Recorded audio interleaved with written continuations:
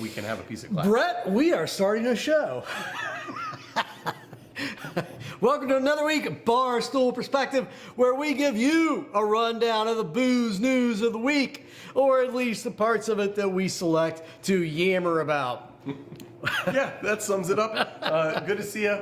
Let's dive into it this week. We don't have. Welcome to the apocalypse. How many times have you said that phrase before the show? We're still here. We aren't apocalypsed yet. No, but it is progressing. I'm not wrong. It's just being rolled out in stages. Maybe that's the big myth of the apocalypse. It doesn't happen in a big fiery single event. It's a slow rollout. Yeah. Yes.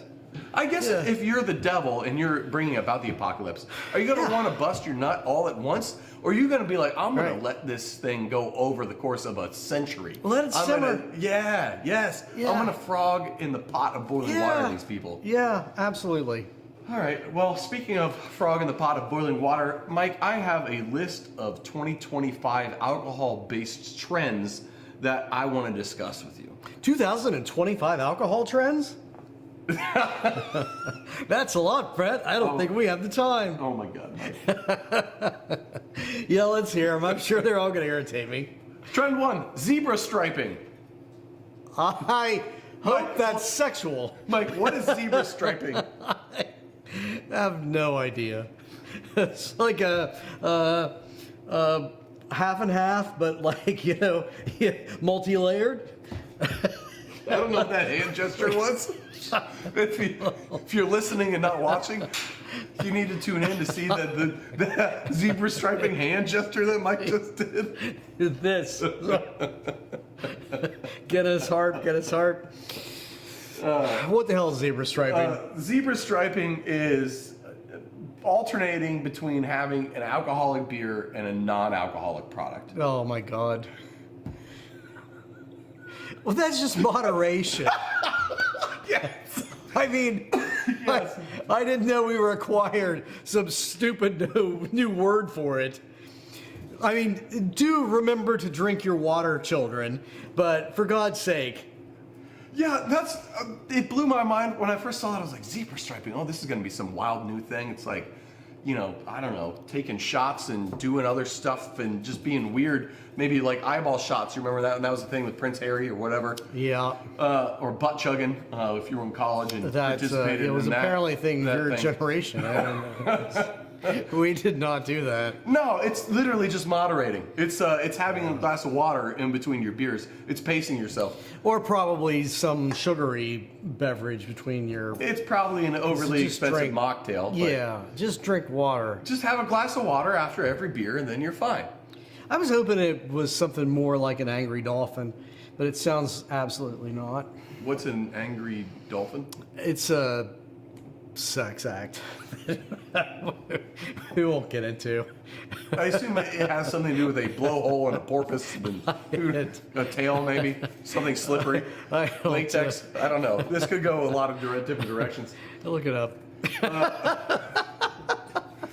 Well, Mike, I assume when you're out zebra striping, you're doing the next trend on the list, which is one-night experiences. I mean, we called them hooking up with somebody's name you couldn't remember back in the day. What the hell is a one-night experience? A one-night experience is basically a trend where we're not going out as much anymore as a society. So when people go out, they want to go out and they want to go out and do something special. They want to go to, a VR game room that also serves cocktails, or sounds very special. They want to go to an ice bar that's the whole bar and everything's made of ice, or they want to go to pop-ups. Various pop-ups are happening. You've probably seen those. So they want to do things that are going out that are even more expensive than just normal going out, but they're not going out as much because things are expensive. So when they do go out, they spend more money because things are expensive. I don't understand the logic behind it, but that's basically what people are doing. They're zebra striping their one-night experiences. I will defend it from the standpoint, I guess. The idea is that it is a memorable experience. I mean, it is the problem right now is that I will go to a bar and I will drop an astounding amount of money, and it's just the same, hanging out at the bar experience that used to be normal, except now you got to get a mortgage for it. So, I guess I get it conceptually. It's not going to stop me from criticizing it. Owen wants to know, does it count as a one-night experience when you were at Diddy's freak-off party? For most people, but I did it twice. I was there for 3 straight days, so... And Adam, thank you for tuning in. He wants you to know that you should keep in your pants right now. Thanks. Thank you. That was up in the air, so... We won't be doing any live zebra striping on air today. Yeah. We don't even have water in this whole bar. It's a wet bar, but it's only wet in that it's There's covered. water that comes out of the tap. I don't know. I don't drink tap water. Realize that you haven't put that together. No. The next trend we have is AI. Mike, I assume when you go out and you're driving someplace, you ask your AI to give you voice-by-voice directions, and you've never looked at a map, let alone a paper map in your entire life.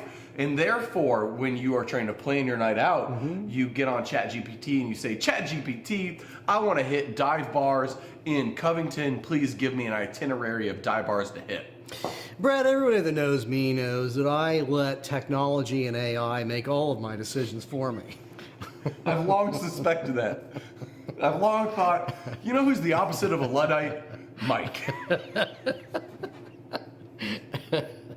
Yeah, screw you. Anyway, that's the next trend is apparently there is a massive uptick in trip planning, night planning, weekend planning of using ChatGPT to tell you what to do. Say, hey, I'm going to Nashville for the weekend to hang out with my buddies. It's a bachelor party. Tell us how to plan our 3-day weekend. I'm going to say this seriously. I love this. And the reason I love it is because once upon a time, before like Yelp and TripAdvisor and all of that nonsense, you had to do a certain amount of research to plan a trip. There was thought that went into it, and you would go to a place. I would always have like a rough idea when I was going to some new place.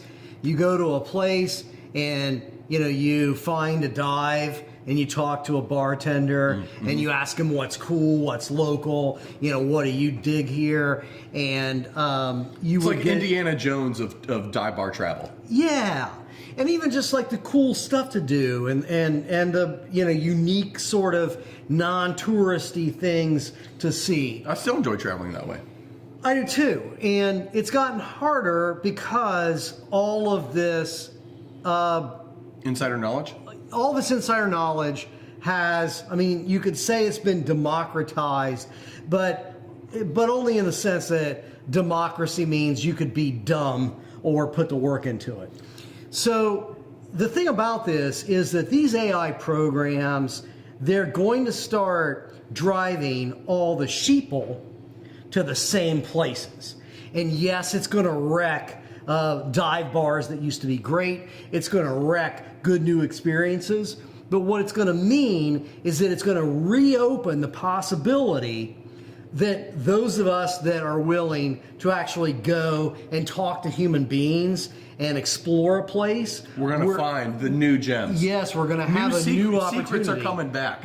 Secrets are coming back. Interesting. Yeah. I like that take on it. Let the sheeple all do their AI experiences, and let the former dive bars all start charging $15 for a beer to idiots. But we can go back to actually rooting out what's cool about a place. That really is such a great travel tip as an aside, is allow yourself some free time and some creative space in your travel planning. Don't overschedule your day. Go to dive bars. Have some time where I'm going to go walk around this neighborhood, and if I see something attractive, I'm going to go into it like a good dive. then you chat up the bartender, then you find the real hidden gems. That's Right. that's still the way to do it. Yes. It's becoming harder. Like Asheville as a whole used to be a hidden gem. Right. The whole city used to be that way, Yeah. and now the whole city is the opposite of that. Yeah. But that's a great take. That is absolutely, because AI is not going to think; they're just going to regurgitate the same things. Yes. Or whoever's paying for the ad placement, or whoever's good at SEO, is going to get the itineraries every time. And then at the end of the day, there's going to be good opportunity for. And it's going to keep doubling down on what idiots like. You know, what's the least offensive, vapid, generic, stupid thing. It's going to keep funneling people to that. And great, send those people there. You know, get them out of the places that are really the great places. I have been blown away by the amount of people in my life, and just reading online, the popularity of the amount of people who talk to AI like it's a person. Yeah, that's insane. I never have once in my life to date thought like, you know what? I just need someone to talk to. Let me pull up ChatGPT and have a fucking conversation. But the amount of people that they do that is astounding to me. It's truly baffling. Now, if you're using it as like a self-reflective thing, I get it. But I'm gonna go chat with my buddy old ChatGPT. That seems batshit insane to me. I don't get it. I don't get any of it. But how can you trust it? That's what I don't get. To bring it back around here with the travel stuff and finding dives and planning your nights out, how can you trust any of that shit? AI never gives I recommended this, and this because of this, and here's why I recommend this place. They never tell you that. Right. They just say, go to this place, and then go to this place, and go to this place. But why? Why should I trust you? Where's this information coming from? Who are you? Which the only good thing about Yelp, for example, is that you do get to read the reviews. So a lot of times I will go somewhere because I'm reading the bad reviews, and I'm realizing, oh my God, I hate all of these people writing the bad reviews. You know, that their criteria, they're all stupid snowflake idiots. Yes. So I'm going to dig that place. I walked into this bar and beers were $3, but the bartender was mildly rude to me, and they didn't have a television on, or they had a song playing that I didn't like, and I asked them to change it, and the bartender told me to go F my own face. And now I hate this place. Graffiti all over the men's room. Yeah. Sign me up. Let's go. Yeah.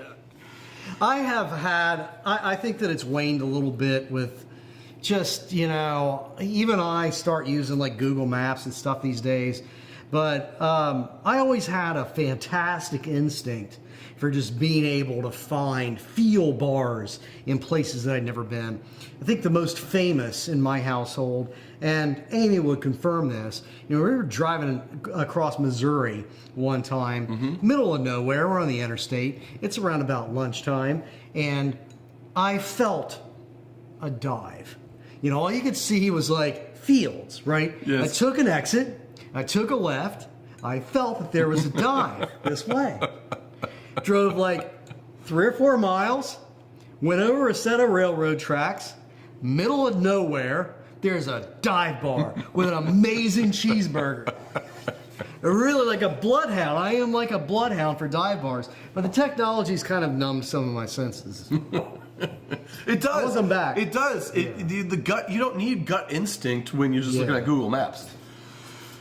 Julia said there's a podcast called Your Stupid Opinion that basically looks at bad reviews, makes fun of them. I think you would like that. Nice. And so does Julia. Check it out.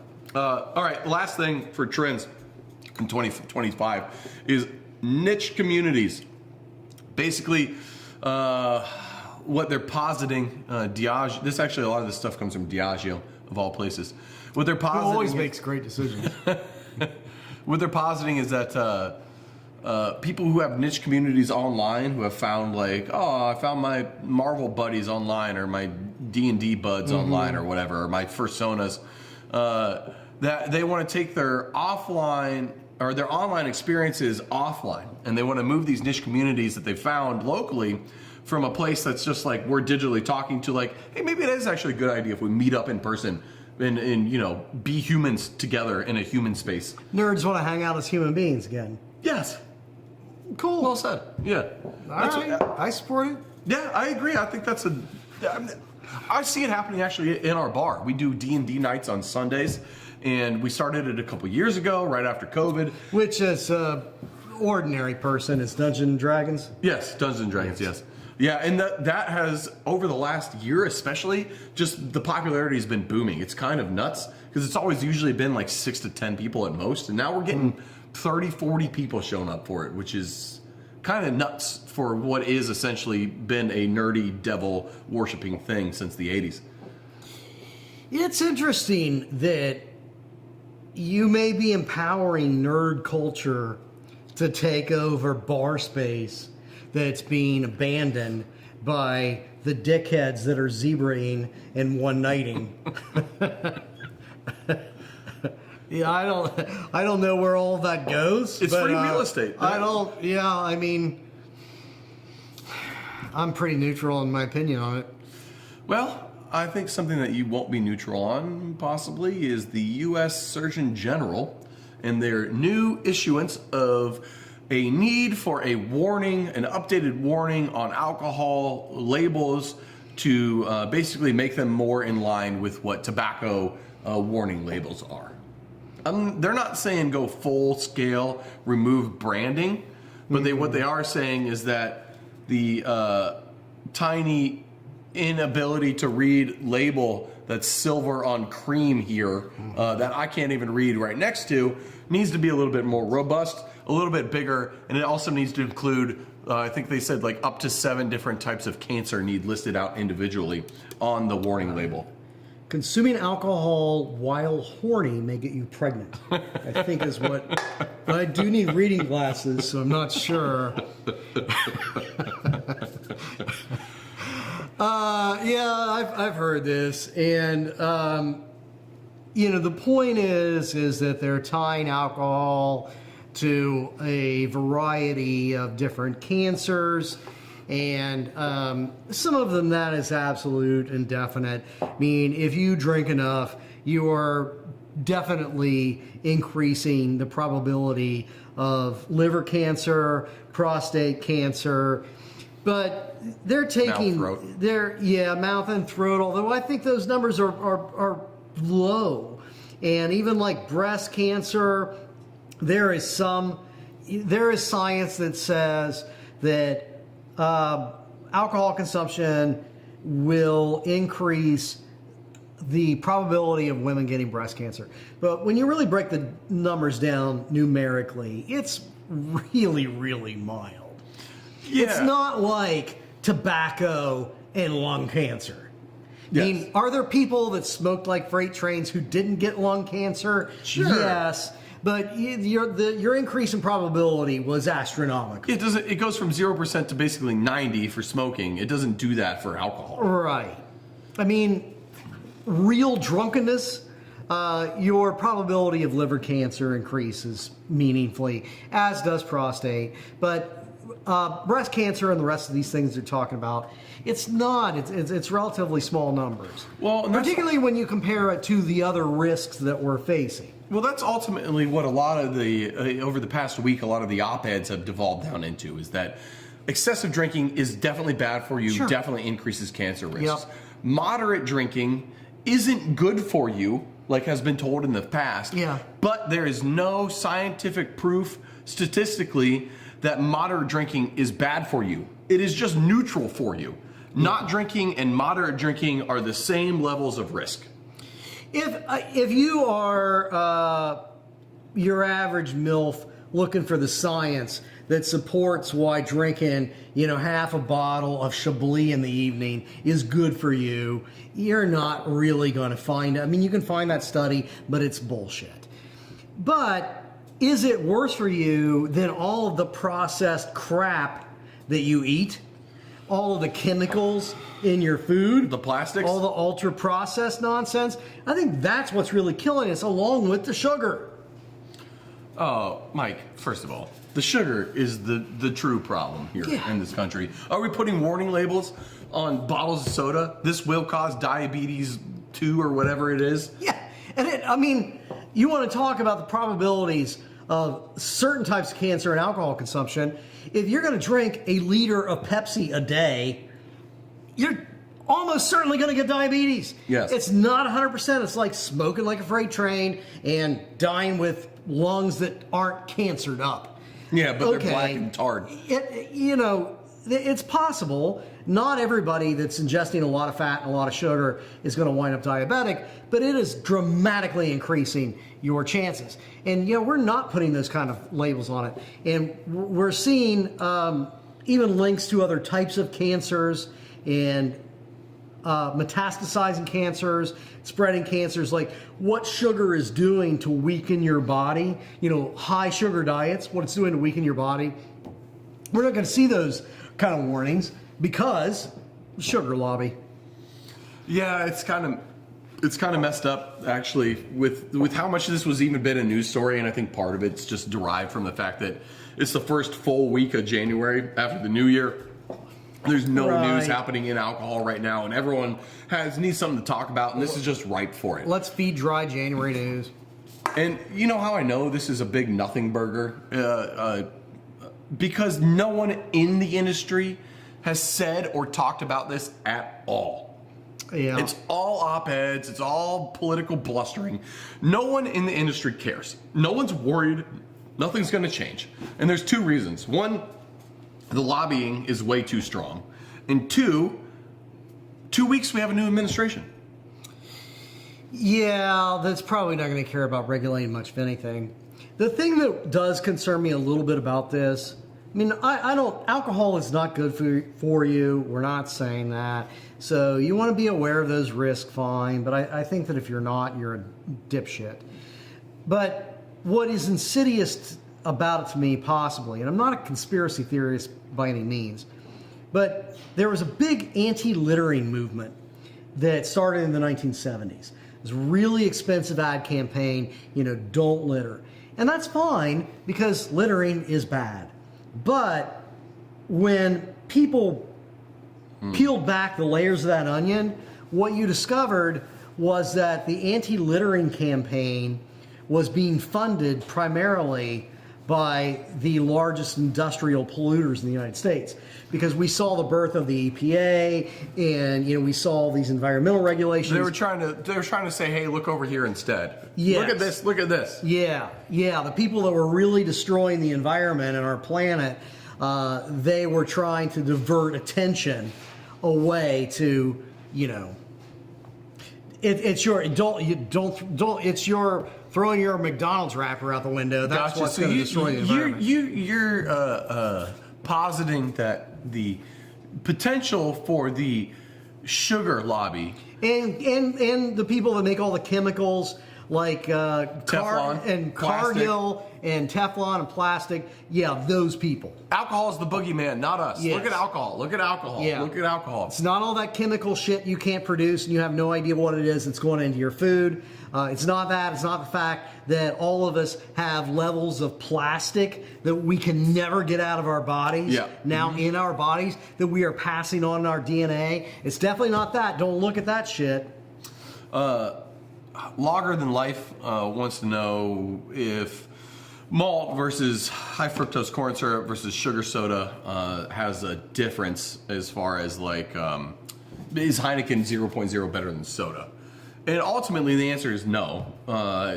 Sugar is sugar, and it doesn't really matter. Like high fructose corn syrup is another one of those things that's kind of just it's the boogeyman, but really it's the overconsumption of sugar. It doesn't matter if it's high fructose corn syrup. It doesn't matter if it's cane sugar. Mexican Coke isn't better for you. They both have 45 grams of sugar per 12 ounces. They're both terrible for you. It doesn't matter if it's Mexican Coke or American Coke. Oh my God, I thought we were talking about cocaine. So that Heineken 0.0 still got excess sugar in it. And actually beer itself has sugar in it too. So is there a little bit less than soda? Yeah.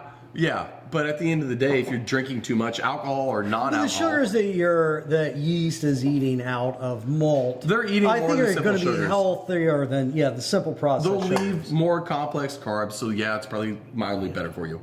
But if you're over-consuming, you're over-consuming. Still not healthy. Yes. But Just cool it on sugars and carbs of all kinds is basically the answer. Bread's the same way. Bread, even if it's not Subway cake bread, it's still, heavy in carbs. And if you eat too much fucking bread, it's bad for you too. Sugars just aren't that good for you, of all kinds. All the dietary stuff, carbs, at the end of the day, carbs are the real bitch. Okay. No, that's it. No, let's move on. Adam's talking shit. Somebody call me a dick? Yeah, Adam's talking some more shit. So just letting him know that he's the real forever chemical here in this situation. Mike. Oh shit, we didn't even talk about that. There's a new Surgeon General coming in and yada yada yada. So we can skip over that part. It doesn't really matter. We're running long on this episode anyway, and we've only talked about 2 stories so far. So let's jump to red wine consumption. We're going to skip the political lobbying story. Which the short of it is that out of all the alcohol tiers, the retailers, the wholesalers, and the producers, the group that spends the most money on lobbying is the wholesalers for largely obvious reasons. Do you want to do 30 seconds on that? Yeah, let's do 30 seconds on that. Is why they're not the richest, but the only reason that those wholesalers, distributors exist is because they are a completely unnecessary artificial layer in the process, and the contracts, like you as a brewer in Ohio, you can opt out. In a lot of states, you have to use a distributor. In Ohio, if you opt to use a distributor, it's like a 18th century marriage where like one of you can get out of it, but the other is definitely locked in for life.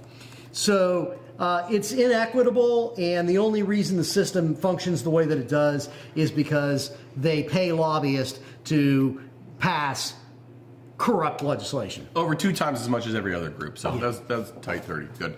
All right. Red wine consumption in France. We'll do a couple minutes on this really quick. Okay. We've talked about red wine consumption. We talked about wine consumption in France going down, and like the subsidizing that the French government does, and how it's part of the culture, and how wine is basically very much gatekeeping on a lot of things, and it's expensive in the U.S. Well, in France, it's always been very affordable. But if you go back to the 1970s versus today, 90% of the wine consumption from the 1970s to today is gone. 90? They used to drink 300 liters per year, and it's down to 30. That is a bottle a day on average, because a bottle is 0.75 liters. 300 liters is a bottle of wine a day per person in the 1970s, and now they're doing 2 bottles a month, basically. That's wild. That's a wild difference. So the whole of France is basically like, holy crap, we have a massive cultural problem going on here. What is happening? And it's largely been covered up for a couple reasons over the last couple decades. One, the wine industry has basically just been placating to the boomers because they are the drunkest and the richest generation that has existed in the last 100 years, if not longer. Part of that's cultural, part of it's just pure financial, how things pan out. Exactly. 2, the wine industry in France has been able to cover up the local woes because they've relied heavily on the export market, first in the US, now in China. Both of those are drying up. And the third thing is that the wine industry in France is also now starting to internally fight itself, because the very expensive French winemakers are blaming the very cheap winemakers for devaluing and ruining the image of their brand, when really what the experts on the outside are saying, and actually what I agree with, is that what's killing French wine is the fact that French wine, and wine in general, isn't doing fuck all to bring in younger generations into the fold. Je suis le chat. I don't speak French. It means I am the cat. It's the only phrase I know in French. You sounded like Muzzy from those old Muzzy French commercials. Yeah, I mean, I believe all of that. Also, though, when you're looking at that statistic, there is just a huge cultural shift from the drunkenness of the 1970s to the uptight nonsense. Nobody was zebraing in the 70s.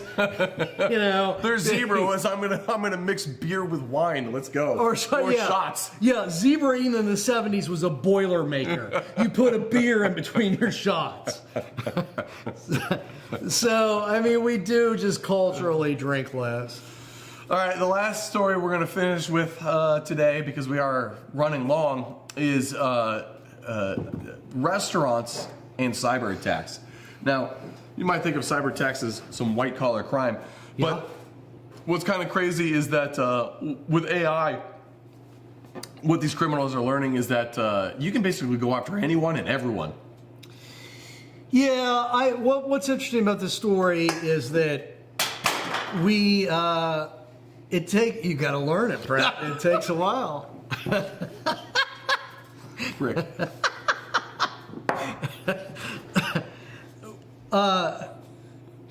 You don't think about restaurants, you don't think about like servers and cooks being the targets of AI attacks. And that's what makes them such brilliant victims for people that are running these scams. Because they're using, not because they're getting at the servers or the cooks, but, they're using AI and deep fakes to get to like servers and managers and assistant managers to make them think that their boss, their manager, is texting them or emailing them, about something critical. Oh, send me the numbers about this or that, and it lets them hack into business accounts.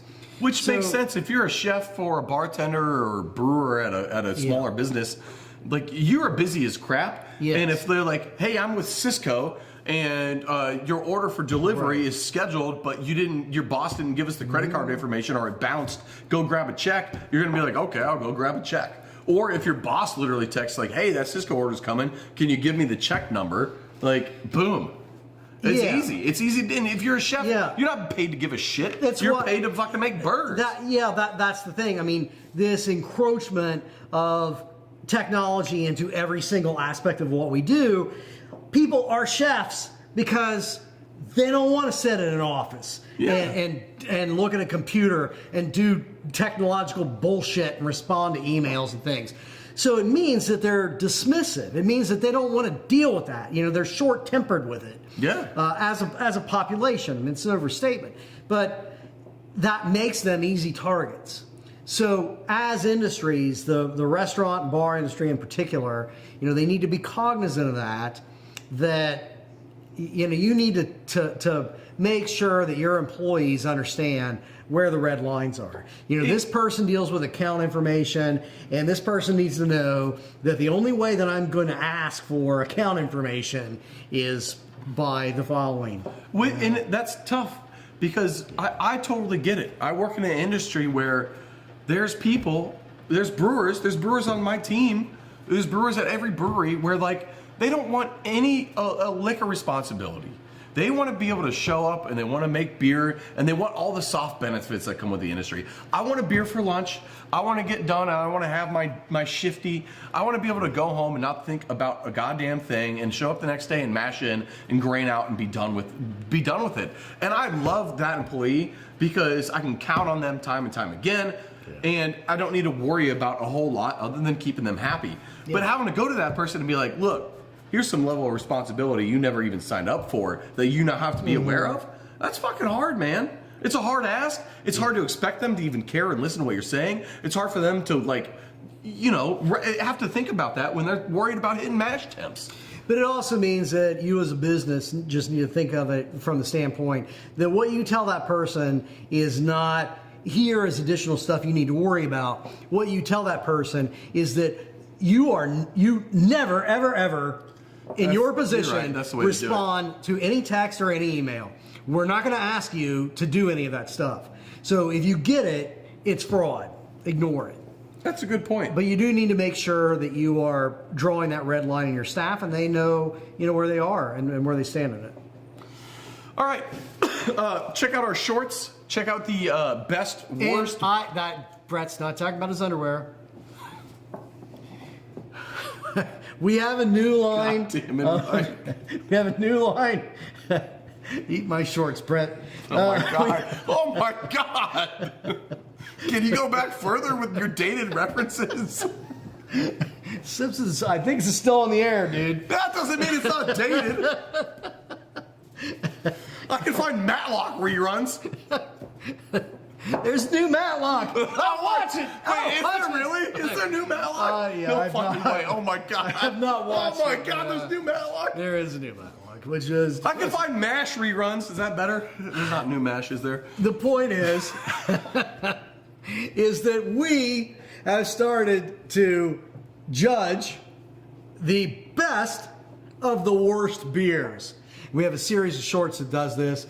We do pairings of a lot of different beers that we consider mostly bad beers, and we have been surprised by a lot of things that we have learned from it. If it goes well, or if you like it or don't like it, let us know in the comments. Watch them. Tell us how bad we suck. Tell us what beers we missed. And there's a lot of opportunity for more of these too. If you guys enjoy them, we can do the worst beer. We can do the best of the worst beers. There's a lot of fun things we can do. So I don't know. Interact if you actually care about it. If not, don't, and we won't do them anymore. No skin off our back. It's just more work anyway. If you do want to support work that has been already done, though, head over to CincinnatiBeerBook.com. You can buy one of the books that Mike and I wrote together, or any of the books that Mike wrote by himself. You can have us sign it any way you want, however you want. Or if you get Mike drunk enough at a panel, he can pretend to sign things for you while I actually sign things. Julia, that was for you. It's only happened once so far. But I'm not going to let you forget it ever either, because that's just how it goes. That's the drinker's creed.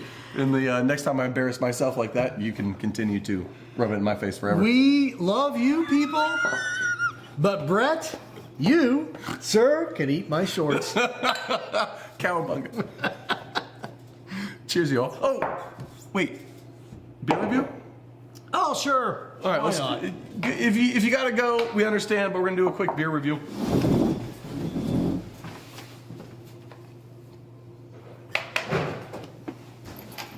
Here, Brett. This is an Ohio University opener. Go Bobcats. It's from the can, but these are from the bottle, obviously, this week. We won the MAC this year for the first time since 1965, and we also won our bowl game. So go Bobcats! All right. From the can, beer review. In Mike, the bottle. Leffe is a Belgian Abbey beer, now currently owned by Anheuser-Busch, not being brewed at any Abbeys at all anymore, being mass-produced, and it is largely the most easily accessible Belgian beer in the world. Could you tell me a little bit about Abbey beer while we're sipping on this and trying it? Well, as this one proves, the only thing that's required to be called an Abbey beer these days is that you have some sort of contract with an Abbey that actually, at least at one point, brewed beer. So, it doesn't mean Trappist where it has to be brewed by monks on the Trappist facility. Right. Abbey is you're just licensing the name. means it started out that way, but Yes. these days. But it's still kind of a reference. This is a Leffe Blonde. So what do you think of it? Well, if I was at a party and I pulled this out of the fridge, first of all, I would think, dang, someone's splashing. Second of all, I'd probably drink a couple of these. It's not the best Belgian beer I've ever had in my life, but it's full of flavor, it's easy drinking, and especially on a hot day, I could put a couple of these down. I go more cold, actually, because of kind of the spice and it's a little sweet. But Maybe a late winter, early spring beer then? yeah, they're not bad. I mean, I'm not going to highly recommend it, but I'm not going to kick it out of bed. I give it a 7 out of 10 personally. Sure. Cheers.